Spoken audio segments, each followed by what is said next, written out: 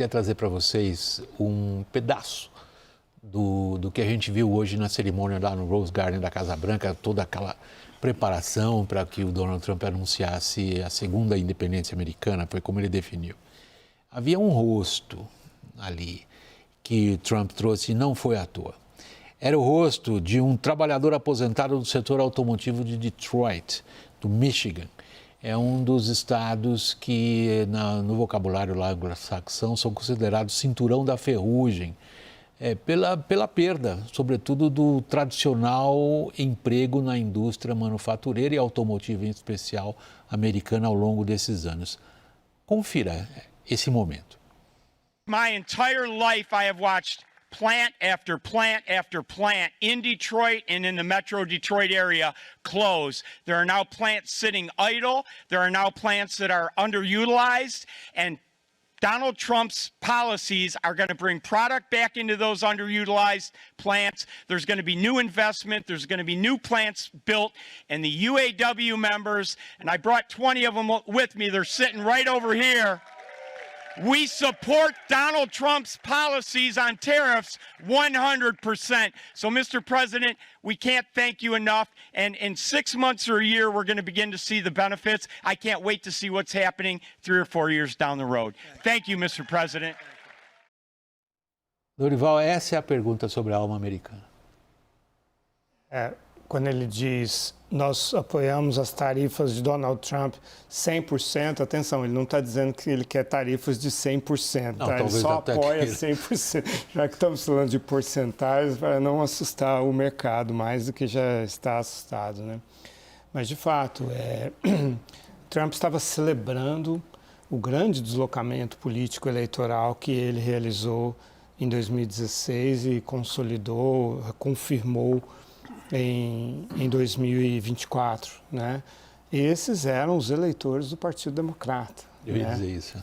Então, ele está festejando esse cataclisma, esse terremoto político que ele representa, né? E o Partido Republicano deve isso a ele, né? Mas também você vê que é um tipo de americano que embora estivesse representado no Partido Democrata, ele não se sentia representado nem sequer pelos governos democratas, porque a última vez que teve um presidente democrata que tinha essa linguagem, assim, que não era um intelectual, era um fazendeiro de amendoim da Geórgia, né, foi o Jimmy Carter, nos anos 70. Desde então, os políticos, os líderes democratas, eles são da elite americana, né? E existe essa crítica muito forte, né? O Trump, eu sei, ele é uma pessoa muito rica, mas ele fala e se comporta como alguém dessa classe social. Ele diz o que essa classe não tinha condições de dizer. E isso é combinado, então, com as redes sociais, né? As receitas que se deslocaram, e a audiência, logicamente, se deslocaram dos jornais que eles chamam de legacy, né, do jornalismo tradicional, para as redes sociais, criando assim uma praça pública acessível para todas as pessoas que queiram falar e tal. E aí o Trump vem então desconstruindo, deslegitimando não só a imprensa, mas também a justiça e todo o establishment, todas as instituições. E tem um Congresso paralisado. Absolutamente paralisado. O Congresso, já observaram que o Congresso americano não está votando nada, né? Porque a maioria é tão reduzida e ainda tem dissidências no Partido Republicano que ele nem submete nada ao Congresso. O Trump está legislando e aí a Justiça é que está tomando decisões sobre essas legislações que o Trump está fazendo. Deixa eu pensar uma linha de raciocínio que você trouxe. Trump está perfeitamente legitimado por aquele eleitor que ele pôs no jardim da Casa Branca. É esse eleitorado, essa base social que leva a essas decisões de enorme alcance do ponto de vista da política econômica e das consequências para a economia mundial. Como você, Rubens, e você, Chris, estavam chamando a atenção ao final do último segmento. Então, Thaís, ao que esse eleitorado de Trump leva quando a gente olha para a economia mundial? Você me ouviu, Thaís? Ouvi. Agora no finalzinho ouvi, William. Olha, o roteiro esperado como efeito é um roteiro muito ruim. Ele começa com uma destruição de riqueza nas bolsas, os índices futuros de Nova York estavam despencando, agora a abertura das bolsas na Ásia também despencando, então tem uma realocação aí de capital. Não dá para saber se, num primeiro momento, o dólar se valoriza por esse movimento de capital, mas depois se desvaloriza porque a economia americana vai crescer menos. O segundo impacto que vem acontecer é a inflação, mas não uma inflação simples, é uma mudança de degrau dos preços, uma mudança de composição dos preços e aí, portanto, não é uma política monetária de livro-texto que vai conseguir combater essa inflação e baixo crescimento. Portanto, nesse ambiente, a produtividade é afetada, a competitividade é afetada, o crescimento é menor, o investimento também cai. Então, se a aposta toda de Trump é seduzir novamente os investimentos para os Estados Unidos, soma-se a essa engrenagem toda, esse roteiro todo de destruição de valores e de riqueza, a confiança que foi quebrada, como disse o Lorival agora há pouco, como é que você vai confiar num país como os Estados Unidos a partir de agora. Então, esse roteiro é um roteiro não é de colapso da economia global, mas é de um retrocesso muito importante. Daniel, entre as suas paixões pessoais encontra-se a do comércio exterior. Há pessoas com essas paixões pessoais, não é uma crítica, é um elogio. Você atua nisso via jornalismo. Qual é a sua visão de comércio internacional por tanto desempenho do PIB global com o que você assistiu hoje na Casa Branca? William, me chamou muito a atenção. Uma das primeiras fases de Donald Trump foi: eu estou assinando um decreto presidencial histórico. Esse adjetivo histórico é muito desgastado e quem acompanha qualquer cerimônia, qualquer ato político está acostumado a ela, porque os políticos costumam ser muito grandiloquentes em seu discurso e se referir muito frequentemente aos seus discursos, aos seus atos como histórico. Nesse caso, acho que a gente viu um dia histórico mesmo. Eu estaria 3 grandes datas para a história do comércio mundial. 1930, assinatura da lei Smoot-Hawley, que pós-crash das bolsas em 29 e num cenário entre guerras, fez o protecionismo mundial escalar.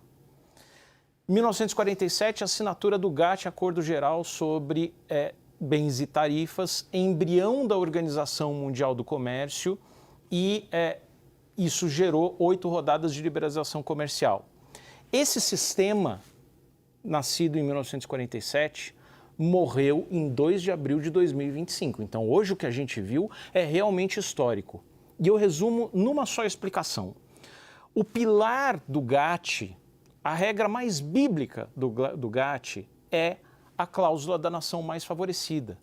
Você não escolhe que vai dar uma tarifa de 15% para a Thaís, uma tarifa de 25% para o Rubens e uma tarifa de 80% para o Lorival. Se a sua tarifa é 35%, que é a tarifa teto do Brasil, por exemplo, você tem que dar isso para todo mundo, não importa se você gosta ou não.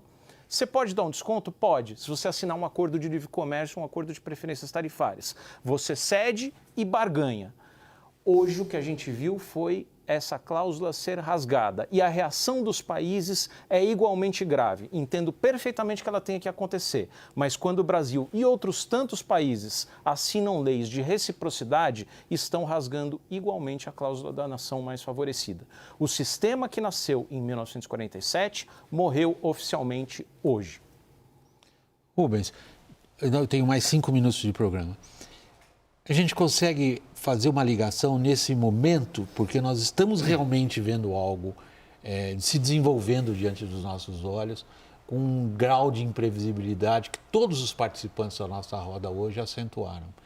A gente consegue, neste momento, nessas circunstâncias, estabelecer que tipo de causa e consequência de uma decisão como essa da Casa Branca para a ordem internacional? Eu estou falando mais além das questões comerciais.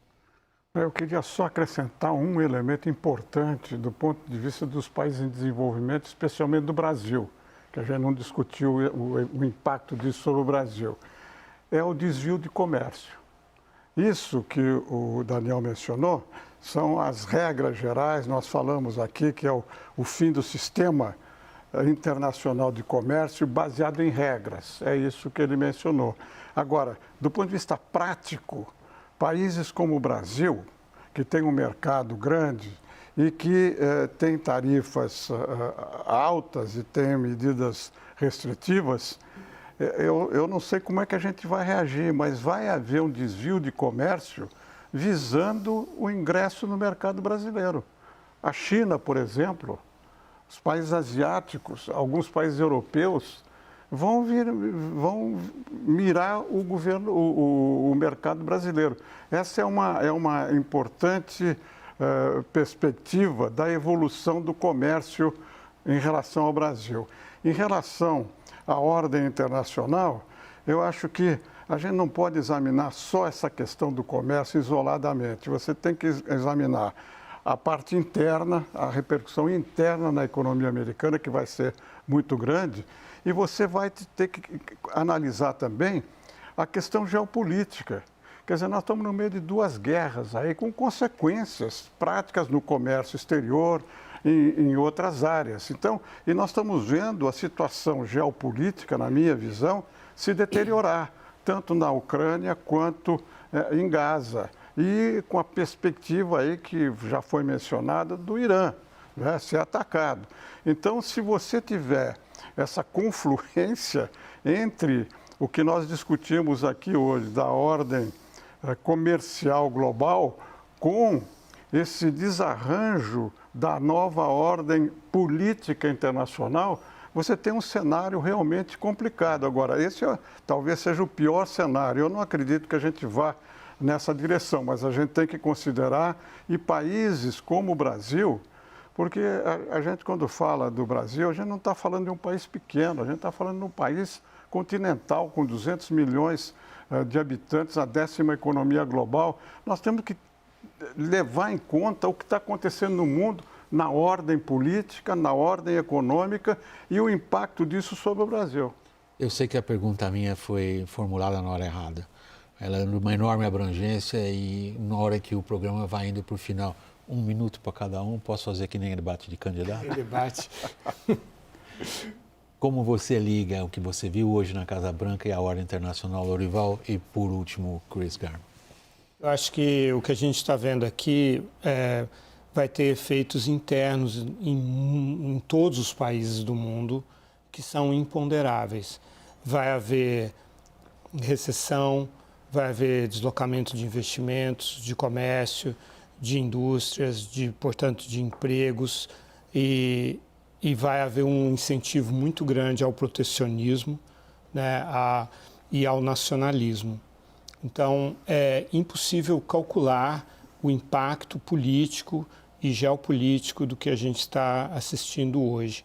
Em cada país pode haver um estímulo a correntes extremistas, pode haver questionamentos internos sobre se os líderes estão sendo suficientemente patrióticos, se estão defendendo suficientemente os interesses dos seus países, e esse tipo de questionamento pode levar a extremismos e a mudanças radicais de governos. A pergunta é simples, como é que fica o mundo depois disso? Não, eu acho que eu acho que o Daniel foi muito feliz na maneira que ele caracterizou o fim da ordem, né, do comércio mundial como uma data histórica. Mas eu acho que também, pegando as palavras do embaixador, nós estamos vendo a destruição da ordem pós-Segunda Guerra Mundial em uma frente mais ampla. Nós estamos vendo a destruição da aliança transatlântica entre Estados Unidos e Europa do lado de segurança nacional. E isso foi muito claro. Então, os europeus agora já abandonando, vão entrando num ciclo de armamento que não pode depender dos Estados Unidos. Tem um debate no governo Trump se os Estados Unidos devem participar do FMI e do Banco Mundial. Imagina isso. Então, não achamos que vão sair dessas instituições, mas está sendo debatendo na Casa Branca. Então, toda a ordem multilateral pós-Segunda Guerra Mundial está sendo reformulada.